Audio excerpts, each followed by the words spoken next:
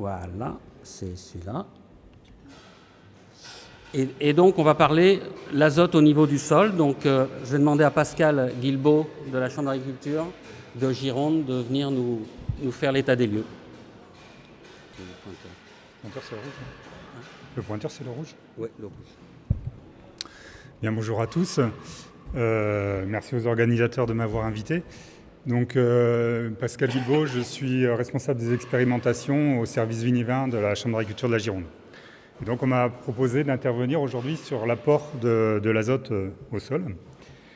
Alors, pourquoi apporter de l'azote au sol? Parce que l'azote peut manquer pour la vigne, et puis parce que ça a donc des rôles très très importants. Donc, vous voyez au niveau de la composition des protéines, des acides aminés, des enzymes, ADN, ARN, chlorophylle, de nombreuses choses, des hormones, etc. Et puis en fait, ça détermine la vigueur des ceps, donc la surface foliaire, si bien sûr il n'y a pas de facteurs limitants comme l'eau ou d'autres éléments minéraux.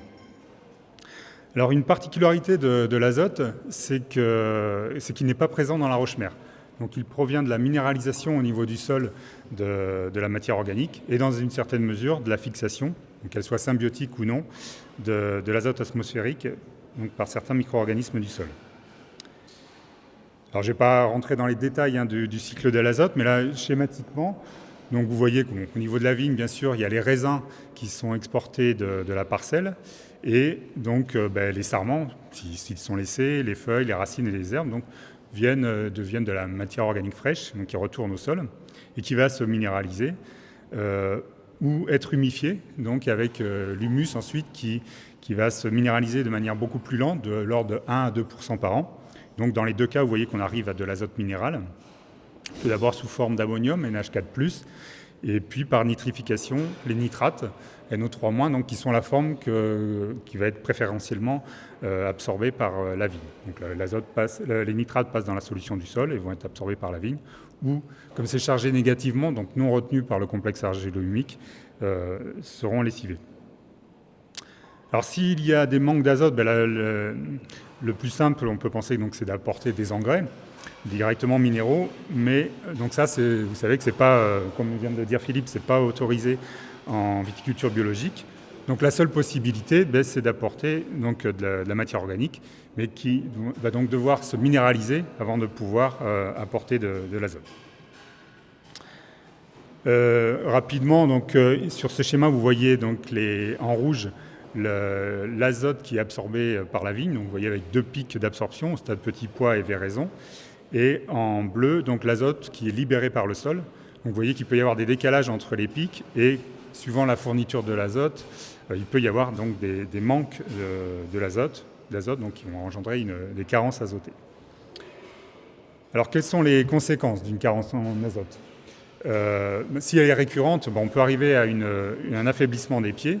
Et puis donc là, on parle des rendements, c'est ce qui est peut-être le plus visible. Donc avec une diminution du nombre de pois et des baies, donc on peut avoir des faibles rendements, une mauvaise maturation aussi, et au niveau œnologique, des difficultés de fermentation. Donc, ça, je pense que les intervenants suivants en parleront plus. Là, moi, je vais rester sur la partie viticole. Donc à noter quand même qu'une vigne peut très bien être bien alimentée en azote, mais quand même malgré tout donner des mous carencés, tout simplement par exemple parce que les rendements sont trop élevés par rapport à la surface foliaire de la vigne.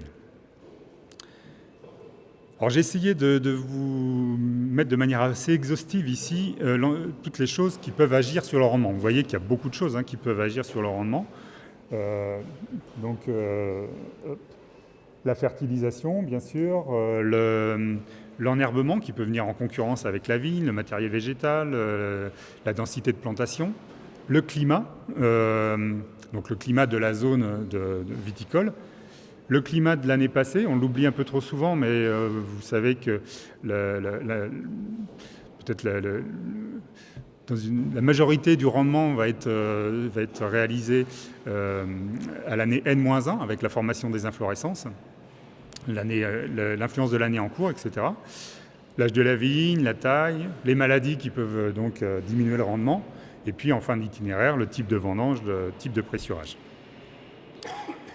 Donc j'oublie pas l'influence bien sûr du sol. Et donc en faisant un petit focus, alors vous voyez que le sol va intervenir sur la fertilité physique, la fertilité chimique et puis biologique. Je vais faire juste un petit focus sur la fertilité physique et chimique, donc avec ce schéma que je trouve assez parlant. Donc vous voyez qu'il il est censé représenter une citerne avec des douelles de différentes hauteurs. Et donc cette citerne, vous voyez qu'elle est remplie d'un liquide qui symbolise le rendement. Et donc, vous voyez que le niveau de rendement va être directement lié à la hauteur de la douelle la plus basse. Donc là, ici, on parle d'azote, donc j'ai mis la douelle la plus basse au niveau de l'azote. Donc bon, bien sûr, si on veut augmenter le rendement, il faut apporter de l'azote pour augmenter cette hauteur de douelle. Mais ce que je trouve intéressant, c'est que vous voyez que par rapport à côté de cette fertilité chimique, vous voyez que cette citerne repose sur trois piliers. Qui représente la fertilité physique, donc l'état calcique du sol, le pH, l'état organique avec l'humus, et l'état structural, donc l'aération du sol.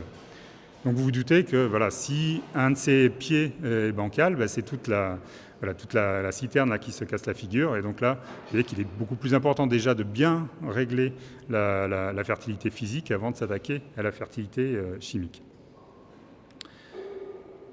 Donc, j'ai fait une introduction un petit peu longue, mais ça me semblait important pour que vous compreniez bien l'importance d'un bon diagnostic de départ, pour bien être sûr que ce soit l'azote qui soit le facteur limitant, donc notamment au niveau des rendements. Et ensuite, donc, on peut orienter les leviers d'action et doser éventuellement donc, la mise en œuvre de ces actions. Donc, j'insiste aussi donc, sur le fait que le rendement, ça ne peut pas se modifier là, du jour au lendemain, ça s'inscrit dans une gestion raisonnée et durable, mais bon, ça c'est des choses qui sont, en viticulture biologique, on a l'habitude. Alors au niveau du diagnostic, je pense que déjà on voit beaucoup de choses visuellement. Donc vous avez ici à gauche donc un merlot noir avec une faible alimentation azotée. Donc vous voyez des feuilles qui sont vert clair, des jaunissements, alors qui ne sont pas à confondre avec la chlorosphérique qui laisse les nervures vertes, mais voilà, des feuillages vert clair, une faible vigueur, donc des petites feuilles, une faible densité de feuillage. Vous voyez que dans ces cadres-là, il y a peu ou pas besoin de rogner, des aoutements qui peuvent être éventuellement imparfaits, des chutes précoces des feuilles, etc. Et à l'inverse, donc sur la droite, donc un merlot noir. Alors c'est le même, en fait, c'est sur la même. J'ai pris ces photos sur la même parcelle. C'est juste là, vous voyez quand même avec l'azote, on peut quand même agir de manière importante. Donc là, on arrive à avoir des feuilles qui sont beaucoup. Bon, c'est pas la même échelle, mais des feuilles beaucoup plus grandes, beaucoup plus foncées, de vert foncé, plus épaisses, une densité de feuillage plus importante, etc. Alors, ce qui est intéressant, c'est qu'on peut aussi cartographier, même visuellement, donc l'hétérogénéité que l'on peut avoir sur l'exploitation ou même à l'intérieur des parcelles. On peut faire aussi des cartographies aériennes, des cartographies avec des indices foliaires type NDVI, etc., résistivité au niveau du sol, donc pour voir les hétérogénéités que l'on peut avoir sur l'exploitation. On peut avoir aussi utilisé, c'est intéressant, des outils prospectifs type indice chlorophylien. Vous avez peut-être entendu parler du N-tester, des choses comme ça, qui donnent une mesure très objective de l'alimentation azotée. Ou alors les mesures plus classiques d'analyse foliaire. Donc on considère par exemple qu'au niveau de l'azote des pétioles, si on est à moins de 0,4% de matière sèche, on a quand même des risques de carence, ou pour les limbes, moins de 1,8% de matière sèche. Et en ce qui concerne le sol, si on est à des teneurs en matière organique inférieures à 1%, donc on a des risques d'apparition de carence azotée. Si on a des rapports carbone sur azote aussi qui sont trop élevés, en général on parle de 12, donc ça veut dire qu'il y a une minéralisation qui se fait assez mal au niveau du sol, si le sol est trop acide, etc. Donc voilà, ça nous donne quand même pas mal d'indices. Et puis un dernier élément donc avec les fosses, alors bien sûr ça ne sert pas uniquement à un diagnostic azoté, mais ça donne, je pense, des informations assez intéressantes. Ça me permet de voir des choses que l'on ne peut pas voir directement sur une analyse de sol, comme les tassements, par exemple, l'épaisseur des horizons organiques, la colonisation racinaire, ça on ne peut pas le voir non plus sur une analyse de sol, la colonisation racinaire de la vigne, mais également de l'enherbement, s'il est trop concurrentiel. Et puis des choses comme le manque ou éventuellement l'excès d'eau. Alors si on s'intéresse maintenant aux compartiments azotés un peu plus précisément, sur ce graphique, enfin sur ce tableau, pardon, vous avez un exemple donc, sur Bordeaux, sur une parcelle avec 5000 souches, 5000 pieds hectares, un rendement de 50 hectolitres et une hauteur de feuillage d'1,40 m. Donc si on s'intéresse uniquement donc, à la partie azotée, vous voyez que pour les grappes, on exporte 9 unités d'azote, 9 kg par hectare. Pareil pour les sarments, 9. Pour les feuilles, c'est là où on exporte le plus d'azote, 31 unités, donc ça a été calculé. Et puis 2 petites unités pour l'accroissement annuel au niveau des souches et des racines. Donc vous voyez que si on additionne, on arrive à 51 unités d'azote, mais si on considère que les sarments sont laissés sur la parcelle, que les feuilles, finalement, elles retombent aussi sur la parcelle, eh bien, on a simplement une exportation de 11 unités, donc voilà, une dizaine de petites unités d'azote. Donc c'est quand même très très faible par rapport à d'autres cultures. Et c'est à mettre en relation donc, avec l'azote qui va être libéré par le sol. Donc sur ce graphique, je vous laisserai refaire les calculs si ça vous intéresse. Donc vous voyez qu'on a 4 types de sols. Et en fonction de la profondeur de sol exploité par profondeur exploitable, la masse volumique, les éléments grossiers, la matière organique, on peut assez facilement calculer un stock d'humus dans le sol, donc en tonnes par hectare. Si après on calcule, on estime un taux annuel de minéralisation, le fameux K2, vous avez peut-être entendu parler, on peut estimer donc une perte annuelle d'humus au niveau du sol. Et en se basant sur un ratio de 5%, on va estimer le taux, l'azote qui va être libéré sur ces parcelles, donc en kilogrammes par hectare. Donc voilà, si vous voulez retenir un chiffre, en gros, on va dire qu'il y a 1 tonne d'azote, 1 tonne de matière organique qui est minéralisée sur une parcelle, sur un hectare de vigne. Donc voilà, bien sûr, ça varie en fonction des types de sols. Et donc, en gros, 50 unités d'azote qui sont libérées par le sol. Donc, vous voyez que c'est quand même à rapprocher aux 10 unités que l'on a vues tout à l'heure qui sont exportées au niveau de la vigne.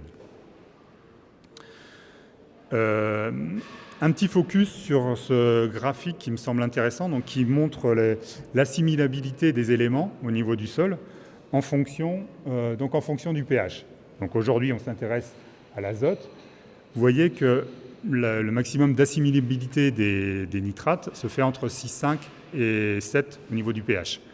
Donc ce qui est intéressant, c'est que vous voyez, si on s'y situe sur des sols qui sont très acides, voilà, vous comprenez tout de suite qu'il est beaucoup plus intéressant d'essayer d'augmenter le pH du sol avant de vouloir essayer d'apporter de l'azote s'il y a un manque au niveau de la vigne. Donc je fais le lien là avec, si vous vous rappelez, les trépieds là, au niveau de ma fameuse citerne tout à l'heure. Alors si malgré tout on veut donc apporter de l'azote au sol, on a plusieurs possibilités, donc Philippe l'a abordé un petit peu tout à l'heure. Donc, de toute façon, il faut que ce soit utilisable en agriculture biologique, donc que ce soit sous forme d'engrais organiques donc, qui peuvent être utilisés ou d'amendements organiques. Donc, je me suis amusé à calculer, parce qu'il y a le coût quand même qui rentre en ligne de compte. Je me suis amusé à calculer en fonction du prix du produit pour 100 kg et du nombre d'unités de ce produit, le coût à l'unité de l'azote.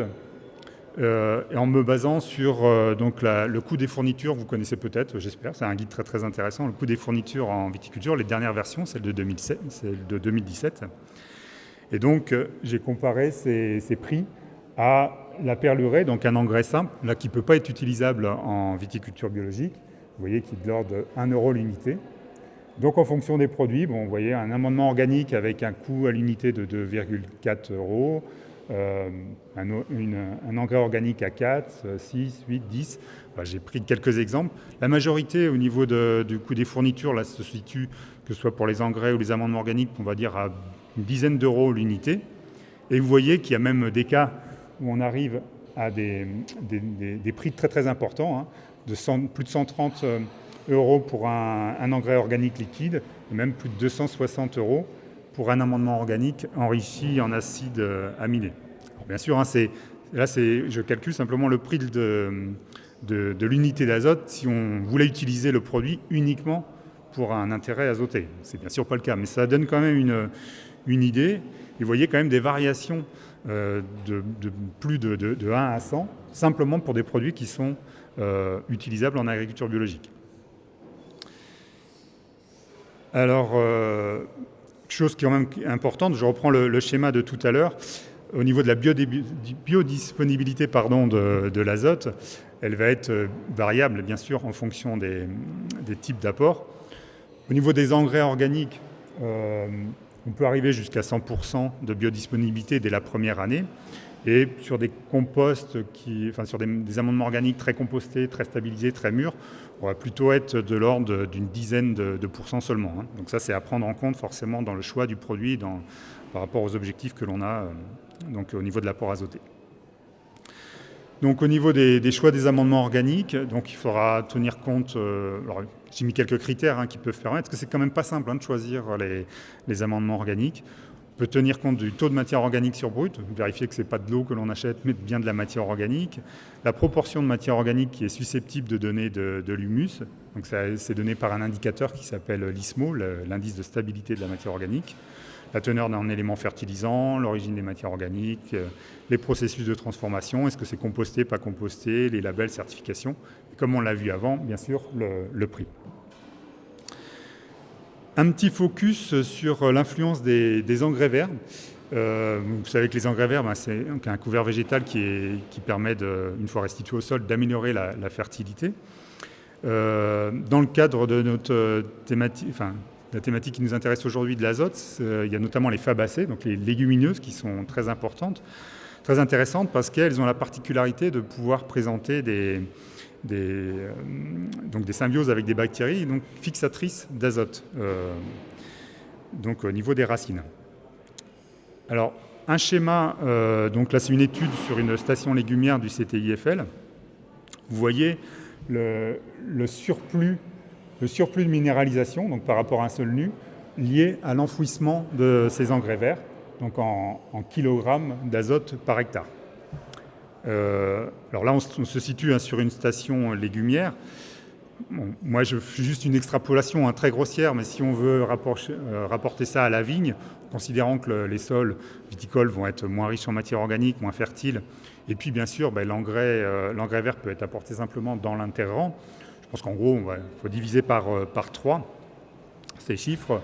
Mais vous voyez que par exemple sur une févrole, on va se situer quand même à une quinzaine d'unités d'azote qui vont être apportées. Et au maximum, sur le trèfle blanc, on va se trouver à une trentaine d'unités d'azote. Donc c'est quand même pas négligeable par rapport aux chiffres que vous avez vus, que ce soit de la fourniture naturelle d'azote du sol ou que ce soit au niveau des besoins en azote de la vigne. Et un dernier focus donc sur la fertilisation foliaire. Vous avez vu sur le schéma initial du cycle de l'azote que ce n'était pas la voie naturelle, hein, d'absorption de l'azote de la vigne. Faut pas espérer, de toute façon ce ne sera que des actions ponctuelles, il ne faut pas espérer corriger des carences avec des fertilisations foliaires. Là, il faut vraiment, pour corriger des carences, agir au niveau du sol. Mais bon, on peut se poser la question pour éventuellement de l'intérêt des fertilisations foliaires pour des fermentations languissantes ou amplifier le caractère aromatique.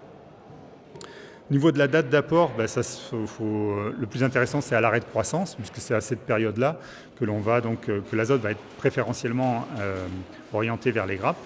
Et bien sûr, au niveau des types de produits, donc on ne pourra pas utiliser de l'urée de synthèse, qui est bien sûr interdite en agriculture biologique, donc il faudra des formes organiques.